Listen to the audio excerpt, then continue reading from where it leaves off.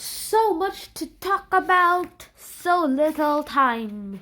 But let's get started with today's episode. The sound of silence broken. Dark Sean. Today's video is about the speech "A Time to Break Silence" by Martin Luther King Jr. delivered on April 4th of 1967 in the middle of the Vietnam War, which many people, very, very confusingly, say it's ended in the 1950s. Actually, it ended way after that. It ended in the 1970s, for heaven's sake. But let's just do this. Dun dun dun. Dark, dark, dark, dark, dark, dark, dark, dark, dark. Xian, Xian, Xian, Xian. Dark Sean, Dark Sean, Dark Sean.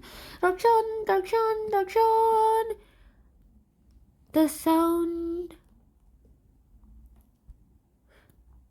of silence broken. Well, let's get started. And yeah, first of all, we need to know some little background before we try to go into Martin Luther King's speech, "A Time to Break the Silence." But first of all, we need to start all the way from World War II. You know the story of World War II. I'm pretty sure I made some videos about it. So, let's get going. The sound of silence starts here in World War II, where Germany, within a little bit of silence, broke it, but in a bad way. And right now, they marched every troop and got allies in Italy and Japan, and then the allies, mainly England, actually I should say the British, French, Russians, and the Americans, mainly the British, Russians, or I guess that back then the Soviet Union, and the Americans, because France was colonized by the Germans back then, at least the top part. They still own the bottom part, but they just let it live like whatever, you can do whatever you want there, except revolt and protests. So yeah. Those guys just suppressed the Germans, Japanese, and of course the Italians. The Italians fell first, then the Germans, and then the Japanese. After that, there has been a lot of things that happened. But mainly, the one I really want to talk about is the First Indochina War. Here is a map of what happened during that Indochina War in a different language. I have no idea how to read it. But I'm pretty sure these are all just battles, and those are the names of the battle places. And yeah, this is Vietnam.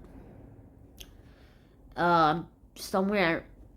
Yeah, this is the whole Vietnam War. You can watch other YouTube videos, not from me, from other channels, to find out about the first Indochina War. I'm not going to give you that much of a basic thing, but this is what literally happened in most oversimplified terms. French versus Japanese, and French versus Vietnam. Vietnam versus Japan, and Vietnam versus France.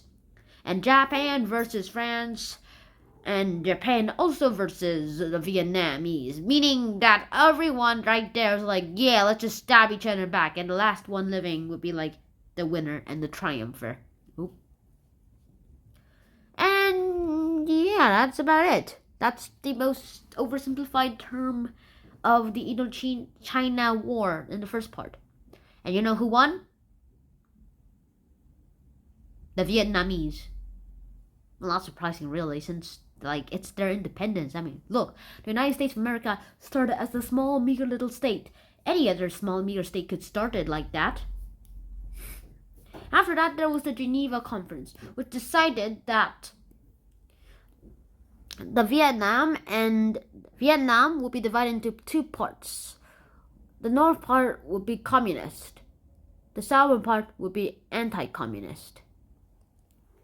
And so then they just started waging war against each other, and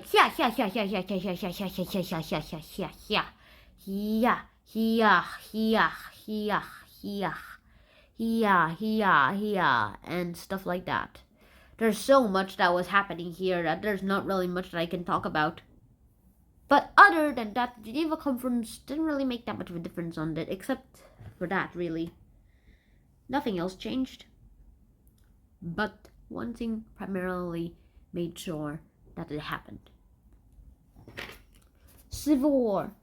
The third recorded Civil War, the first one would probably be the United States. The second one would probably the Korean War, and the third one would be, in my case, the Vietnam War. The Germans, well, I'm not sure, since they haven't ended yet, and they did start earlier than all of those other wars that I've just mentioned about, except the Civil Rights War. But at least it's kinda not north and south, it's west and east, guys. So that doesn't really count. And this is the Geneva Conference photo. And this is a spark for the Vietnam War. The United States people are like, yay, war! This will be a quick win! At least that's what the TV people told them. Now what you are looking at is a photo taken by one of our best photographers of American soldiers coming back from an American defeat. Did I say defeat? I want to say victory. Oh, it's defeat. In reality,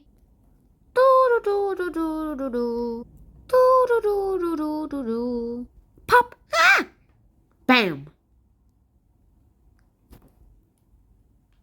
This was how the Viet Cong fought.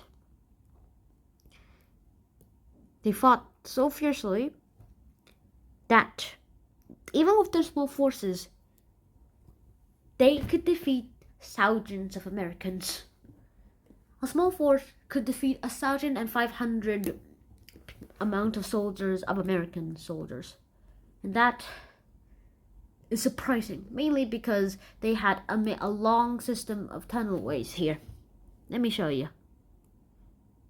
Let's go get some white. And let's go get the normal pen. Here. The line I just drew here is the surface, where and the line I'm drawing right now are the tunnel places, are the tunnelways. There are so many tunnelways here that it's so vast and crooked and so great, in fact, that there are some things that could be done here. There's one for a hospital, there's one for training, there's one for cooking. Of course, you need places so that smoke then come out, so that the cave doesn't explode. And there are some with venomous traps, and other places, well, they're made in a U shape so that they can easily be filled with water. Not sure how they went through that though. And then other times there's just some gas. Kind of reminds me of Tony Stark when he was kidnapped. I wonder if this was really there though, but of course, alas, it didn't exist. And so this is what they did. And some soldiers had to go down there. Some soldiers had to go down there so that they, for the sake of their country, they could win. So some just went in, some would fall into it, some would drown in the U-shaped waters, some would survive somehow, some would get into other traps like, and others would end up in the hospital places like bang, bang, bang, bang. And then after that, they get into the training session. Most of them will probably get killed by this as a training case, but this would be annihilated.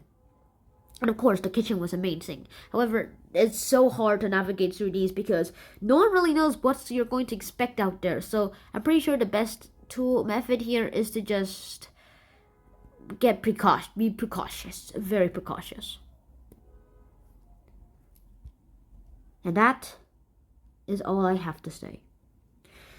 Other than that, the Vietnam War was a high-tech war. The United States made it into a high-tech war. Read some books to find out how and what it did. Eventually, after the United States withdrew, South Vietnam fell and North Vietnam unified both sides with the communist regime. A unification came. However, unlike what they expected, the domino effect that everyone expected, like all of Asia will turn into communist and this Vietnam place would become communist, didn't really happen. The domino effect didn't happen. Yippee! And that is really useful. And that is the end of our story. But before that, let's go and talk about Martin Luther King Jr.'s silence breaker speech. A time to break silence. He said he mentioned a lot about the Vietnam War during the speech. However, he mainly talked about breaking the silence of being silent about protesting against war and stuff. He said that if everyone is silent, like you have to wait, and now wait is almost like never. That's not really a quote, but it's the definition of one of his quotes. He even mentioned that if they kept silent, that he would not keep silent anymore.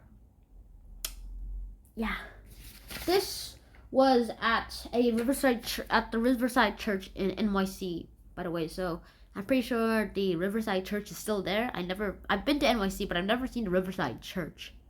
But other than that, I hope to see you guys in the next episode. So I hope you guys learned something new in today's video. And until next time, stay tuned. None out. Peace. Da, da.